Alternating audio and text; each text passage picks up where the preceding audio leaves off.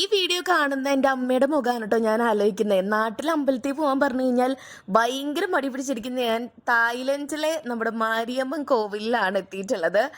ശരിക്കും പറഞ്ഞു കഴിഞ്ഞാൽ നമ്മൾ തമിഴ്നാട് ഒരു ഏരിയയിൽ പോകുമ്പോൾ കാണുന്ന ആ ഒരു എക്സാക്റ്റ് കോവിലിൻ്റെ ആ ഒരു ഫുൾ സെറ്റപ്പാണ് ഇതുള്ളത്. തായ്ലൻഡിൻ്റെ ഫ്ലാഗൊക്കെ കണ്ടോ? ശരിക്കും അതിൻ്റെ ഉള്ളിലുള്ള കാര്യങ്ങളും പൂജാരിമാരും എല്ലാം നമ്മുടെ ഇന്ത്യക്കാരാണ് കേട്ടോ. ആ ഒരു സെറ്റപ്പും കാര്യങ്ങളൊക്കെ അതേപോലെ തന്നെയാണ്.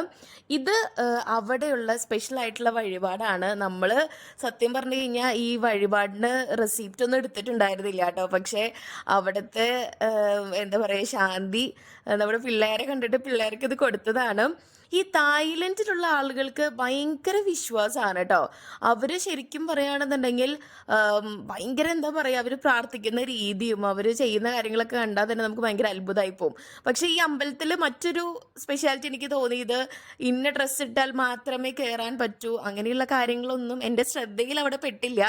എന്തായാലും ഭയങ്കര ഒരു എന്താ പറയുക, പീസ്ഫുൾ ആയിട്ടുള്ള ഭയങ്കര ഒരു എനർജി തരുന്ന ഒരു അമ്പലം തന്നെയാണ്.